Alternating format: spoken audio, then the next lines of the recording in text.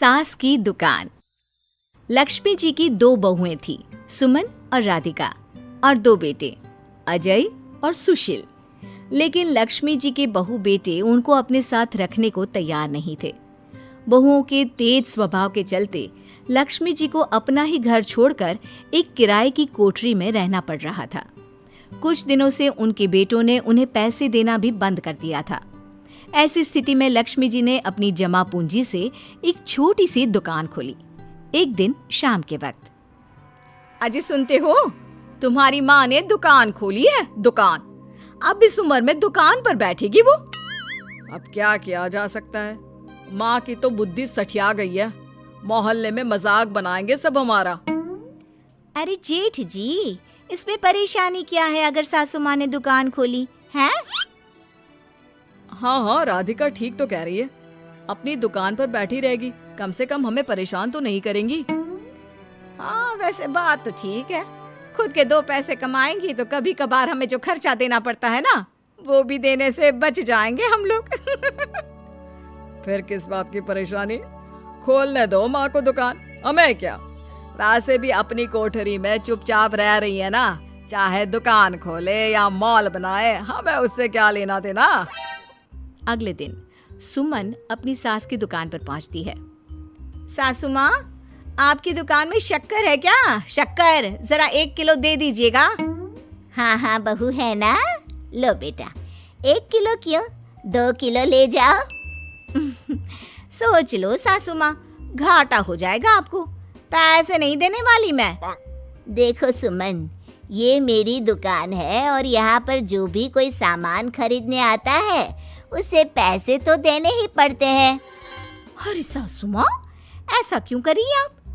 अरे देखो ना, घर पर आपका बेटा और पोते पोती दूध में शक्कर डालने के लिए कब से इंतजार कर रहे हैं। जरा उनके बारे में तो सोचिए। अरे ऐसी बात है क्या? अब मुझे नहीं पता था। बहू एक काम करो, वैसे भी पहली बार आई हो ना, ये शक्कर तुम ऐसे ही ले जाओ, पैसे देने की जरूरत नहीं है। अगले दिन राधिका भी अपनी सास की दुकान पर पहुंचती है। प्रणाम सासू माँ, कैसी चल रही है आपकी दुकान? बस बेटा, जैसे तैसे करके काम चला रही हूँ। तुम बताओ, घर में सब राजी खुशी है ना? हाँ हाँ मम्मी जी, सब कुछ ठीक ठाक है।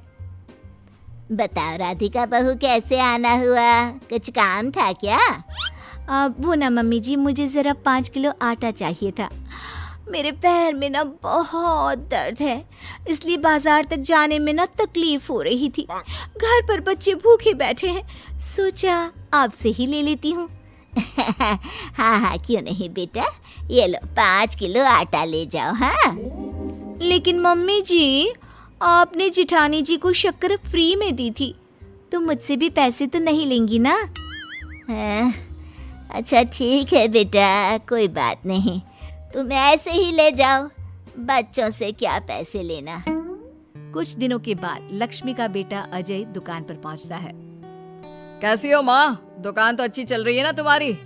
सब मोहल्ले वाले तारीफ करते रहते हैं। अब क्या करूं बेटा, तुमने तो मुझे सहारा दिया नहीं, गरीब माँ को घर से बाहर निकाल दिया।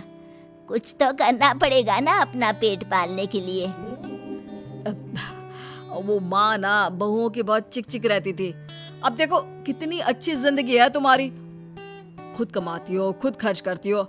इससे अच्छी भला कोई जिंदगी हो सकती है क्या? हाँ बेटा, दिल को बहलाने के लिए तुम्हारी ये बात भी सही है, लेकिन कोई बात नहीं बेटा, मैं खुश हूँ। अच्छा माँ, मैं क्या कह रहा था, जरा 500 उधार तो दे देना। कमाल की बात है बेटा, तुम मुझसे पैसे उधार मांग रहे हो। तुम्हारे पास पैसों की क्या कमी है? अरे माँ, इस महीने की तनख्वाह नहीं आई और आप तो अपनी बहू को जानती है ना, उसे शॉपिंग करनी है। जल्दी वापस लौटा दूंगा माँ। ठीक है बेटा, ये लो 500 रुपए, लेकिन देखो कुछ दिनों में वापस दे देना, मुझे अपनी दुकान के लिए माल भी तो खरीदना है। हाँ हाँ ठीक है माँ, जल्दी पैसे लौटा दूंगा। बहुत दिनों तक अजय अपनी माँ लक्ष्मी के पैसे वापस नहीं देता और सुमन और राधिका बार बार किसी न किसी बहाने से अपनी सास लक्ष्मी की दुकान से बिना पैसे दिए खूब सारा सामान ले आती है, जिसकी वजह से लक्ष्मी को अपनी दुकान में बहुत घाटा होता है। फिर एक दिन जब राधिका सामान लेने के लिए लक्ष्मी की दुकान पर पहुंचती है, सासू माँ, जरा वो 1 किलो दाल तो देना। नहीं बहू, अब मैं तुम्हें या सुमन को कोई सामान फ्री में नहीं देने वाली। तुम लोगों ने कभी कोई मदद नहीं की मेरी, उल्टा मेरी दुकान से फ्री का सामान ले जाकर मुझे मुश्किल में डाल दिया है। लेकिन मम्मी जी, हम तो आपके बच्चे हैं ना। अगर इतना ही मेरे बच्चे हो तो फिर मुझे घर से बाहर क्यों निकाल दिया? देख बहू, अब मैं तुम्हें 1 रुपए का सामान भी फ्री में नहीं दूंगी।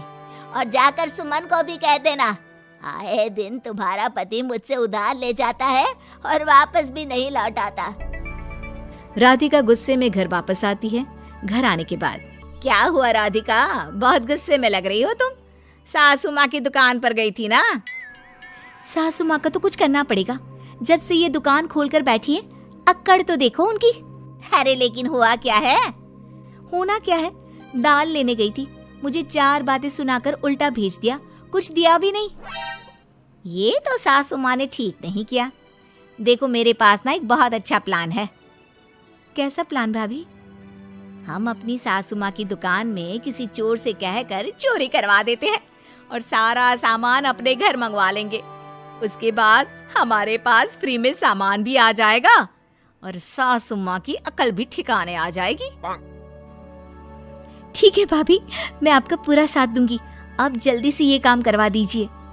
और 2 दिनों के बाद सुमन और राधिका एक चोर से मिलकर लक्ष्मी की दुकान में चोरी करवा देते हैं। हे भगवान, ये क्या हो गया? इस उम्र में जैसे तैसे अपना गुजारा कर रही थी, लेकिन चोर मेरा सारा सामान लेकर चले गए। अब क्या होगा? तभी वहां पर राधिका और सुमन पहुंच जाती है। क्या हुआ सासू माँ, बहुत दुखी लग रही हैं आप। अरे क्या बताऊं, मेरी दुकान का सारा माल चोरी हो गया। अब अगर आप अपने ही बहू बेटे को सामान नहीं देंगी तो ऐसा तो होगा ना सासू माँ। अब राधिका की बात सुनकर लक्ष्मी को यकीन हो जाता है कि इस चोरी के पीछे कहीं ना कहीं उसकी दोनों बहुओं का ही हाथ है। लक्ष्मी एक प्लान बनाती है। पैसे उधार लेकर अपनी दुकान में फिर से खूब सारा सामान ले आती है। अरे भाभी, देखा आपने, सासू माँ की दुकान तो फिर से सामान से भर गई है। हाँ वही तो, मैं तो सोच रही थी कि एक बार में उनकी अकल ठिकाने आ जाएगी, पर लगता है फिर से कुछ करना पड़ेगा। लेकिन अब हम क्या कर सकते हैं? अरे वही जो हमने पहले किया था। इसका मतलब फिर से चोरी करवाएंगे? हाँ, उसके बिना हमारा काम कैसे चलेगा? और इस बार चोरी करने हम दोनों चलेंगे, कुछ नहीं छोड़ेंगे उनकी दुकान में। सुमन और राधिका दोनों मिलकर लक्ष्मी की दुकान में चोरी कर लेती हैं और सारा सामान चुपचाप अपने घर के स्टोर में लाकर रख देते हैं। लेकिन सुबह होते ही लक्ष्मी पुलिस लेकर सुमन और राधिका के घर पहुंच जाती है। इंस्पेक्टर साहब, मेरी इन दोनों बहुओं ने ही घर में चोरी की है। अरे ना ना इंस्पेक्टर साहब, ये हम पर झूठा इल्जाम लगा रही हैं। अरे हम क्यों इनकी दुकान में चोरी करने लगे? माँ, आपको शर्म नहीं आती अपनी बहू पर झूठा इल्जाम लगाते हुए? हाँ माँ, हम आपके बेटे हैं और ये आपकी बहुएं हैं, आप ऐसा कैसे कर सकती हैं? लक्ष्मी जी, क्या आपके पास कोई सबूत है? अरे इंस्पेक्टर साहब, आप इनकी बातों में मत आइए। ये हमारी माँ है और इनकी दिमागी हालत ठीक नहीं है, इसीलिए तो हमसे अलग रहती हैं। इंस्पेक्टर साहब, मेरी दिमागी हालत बिल्कुल ठीक है और मेरे पास इन दोनों के खिलाफ बहुत बड़ा सबूत है। बताइए, क्या सबूत है आपके पास? आप जरा मेरी दोनों बहुओं के हाथ पानी से धुलवा दो, फिर सब कुछ साफ साफ पता चल जाएगा। अरे हाथ पानी से धोने से क्या होगा माँ? आप दोनों मेरे सामने अपने हाथों पर पानी डालिए। जैसे ही राधिका और सुमन अपने हाथ पानी में डालती हैं, उनके हाथों का रंग लाल हो जाता है और ये देखकर सब लोग हैरान रह जाते हैं। अरे ये क्या, तुम्हारे हाथों का रंग अचानक से लाल कैसे हो गया? क्योंकि मैंने अपनी दुकान के सारे सामान पर एक तरह का केमिकल लगा कर रखा था। मुझे पता था जो भी चोरी करने आएगा वो सामान को अपने हाथों से उठाएगा और उसके हाथों पर रंग लग जाएगा। अरे माँ, आप तो बहुत चालाक निकली। इसे चालाक नहीं बेटा, बुद्धिमान कहते हैं। और जिसके तुम्हारे जैसे बहू बेटे हो उसे थोड़ा बहुत तो अपनी अकल से काम लेना ही पड़ता है ना। शर्म नहीं आती आप लोगों को अपनी ही माँ को परेशान करते हुए? हमें माफ कर दीजिए सासू माँ, हम आइंदा ऐसी गलती कभी नहीं करेंगे।